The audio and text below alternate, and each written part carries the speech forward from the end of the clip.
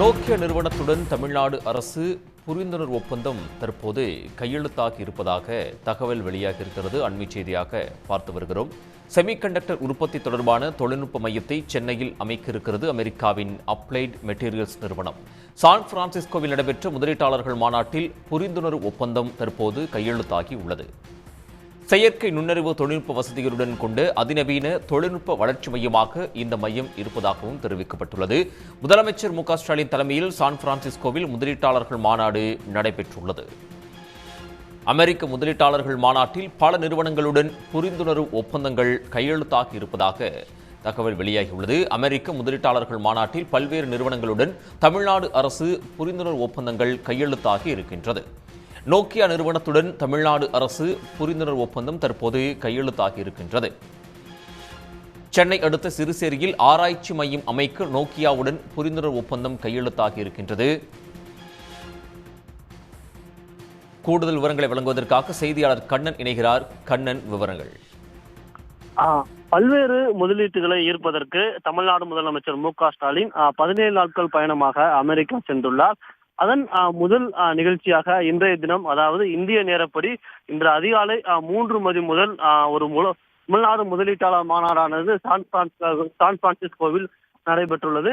இந்த தமிழ்நாடு முதலீட்டாளர் மாநாட்டில் பல்வேறு நிறுவனங்களுடன் தமிழ்நாடு அரசானது புரிந்துணர்வு ஒப்பந்தமானது கையெழுத்தாகி உள்ளது. முக்கியமாக கூற வேண்டும் என்றால் நோக்கியா நிறுவனத்துடன் மிக முக்கியமாக ஒரு புரிந்துணர்வு ஒப்பந்தமானது கையெழுத்தாகி உள்ளது. அந்த புரிந்துணர்வு ஒப்பந்தத்தில் 10G, 25G, 50G உள்ளிட்ட பல்வேறு அந்த பிக்சர் நெட்வொர்க், பெரிய பிக்சர் நெட்வொர்க் என்பது தொடர்பாக ஒரு ஆராய்ச்சி மேற்கொள்ளும் ஒரு அதிநவீன ஒரு மையமானது சிறுசேரி சிப்காட் வளாகத்தில் 450 கோடி ரூபாய் செலவில் அமைய உள்ளது. இதன் மூலம் 100 பேருக்கு வேலை வாய்ப்பு கிடைக்கும் என்று எதிர்பார்க்கப்படுகிறது. இதனைத் தொடர்ந்து பேபால் நிறுவனத்துடன் ஒரு அதிநவீன ஒரு டெவலப்மெண்ட் வளர்ச்சி மையம் அமைப்பது தொடர்பான ஒரு புரிந்துணர்வு ஒப்பந்தம் கையெழுத்தாகி உள்ளது. இதன் மூலம் 1000 பேருக்கு வேலை வாய்ப்பு கிடைக்கும் என்று எதிர்பார்க்கப்படுகிறது. இதே போன்று யாலிட் இன்ஜினியரிங் சிஸ்டம் என்ற நிறுவனத்துடன் ஒரு செமிகண்டர் எக்யூப்மெண்ட் அந்த உற்பத்தி செய்யும் மையமானது கோவை மாவட்டம் சூலூரில் அமைப்பதற்கான புரிந்துணர்வு ஒப்பந்தம் கையெழுத்தாகி உள்ளது. 150 கோடி ரூபாய் முதலீட்டில் அமைய உள்ள அந்த மையம் மூலம் 300 பேருக்கு வேலை வாய்ப்பு கிடைக்கும் என்று எதிர்பார்க்கப்படுகிறது.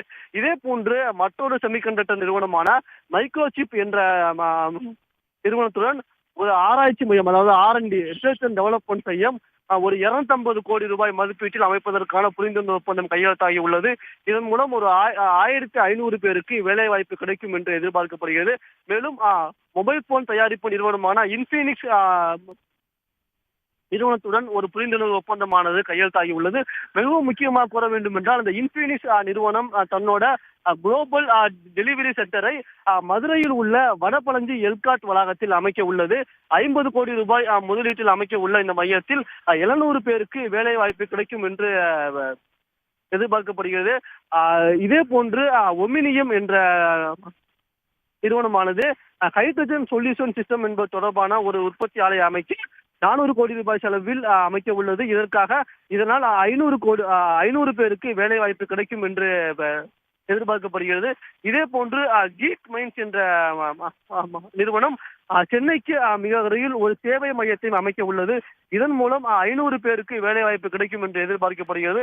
இது போன்ற இன்று காலை நடைபெற்ற உலக முதலீட்டாளர் மாநாட்டில் 7 புரிந்துணர்வு ஒப்பந்தங்கள் பல்வேறு துறைகளில் கையெழுத்தாகி உள்ளதாக தொழில்துறை சார்பில் தெரிவிக்கப்பட்டுள்ளது. உடனுக்குடன் செய்திகளை தெரிந்து கொள்ள சன் நியூஸ் பெல் ஐகானை கிளிக் பண்ணுங்க.